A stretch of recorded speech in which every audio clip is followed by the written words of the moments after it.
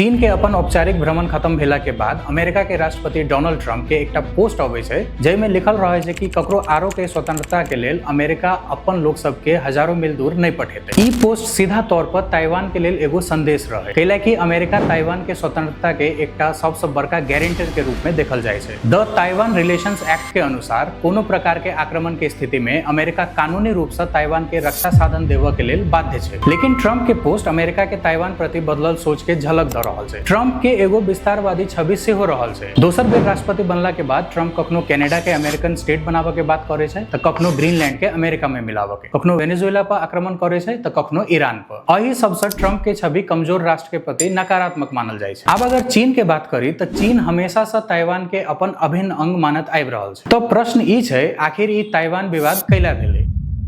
कैला चीन ताइवान के अपन हिस्सा माने छै? ई बुझे के लेल अपने सब समय में कनी पछा चले छै। सन 1912 में चीन में किंग वंश के शासन खत्म भेले और रिपब्लिक ऑफ चाइना यानी ROC स्थापित भेले। एहि सरकार के नेतृत्व कुमिंगटांग यानी KMT पार्टी करैत रहे। ताइवान के एगो अपने कहानी छले। 1895 में भेल पहिलका चीन जापान युद्ध, जकरा फर्स्ट साइनो जापानीज वॉर कहल जाय छै, ओय में ताइवान शिमोनोस्की संधि के तहत जापान के कंट्रोल में चल गेल। इम्हर दोसर विश्व युद्ध के हार के बाद जापान काफी कमजोर स्थिति में रहे आ आखिरकार 1945 में ताइवान रिपब्लिक ऑफ चाइना लग फिरता चल गेले। तो जब ताइवान चीन लग फिरता चल गेले तो आखिर समस्या केना उत्पन्न भेले? देखियो, बुझे वाला बात ई छै कि ओई समय में चीन में दूटा अलग-अलग राजनीतिक शक्ति रहे। पहिलका रिपब्लिक ऑफ चाइना, जकर बात हम पहिने से करत आबि रहल छी, जे किंग वंश के हरा के सत्ता में आयल रहे। एहि के नेतृत्व चियांग काय शेक आ हुनकर कुमिंगटांग यानी KMT पार्टी करैत रहे। दोसर शक्ति रहे कम्युनिस्ट पार्टी ऑफ चाइना, जकर नेतृत्व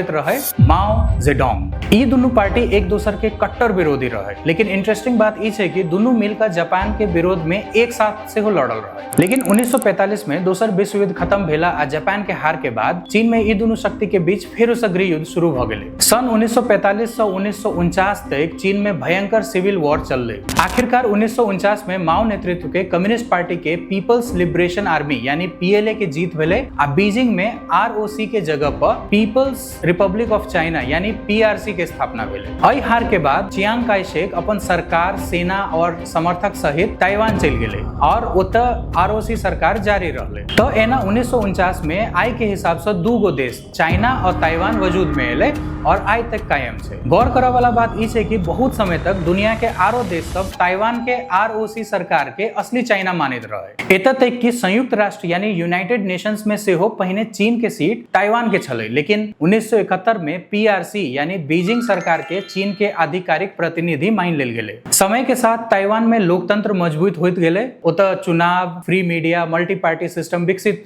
होइत चल गेले, जबकि मेनलैंड चाइना में कम्युनिस्ट पार्टी के एक दलीय शासन जारी रहले। वर्तमान स्थिति में चीन आ ताइवान दुनू के सोच में बहुत फर्क छै।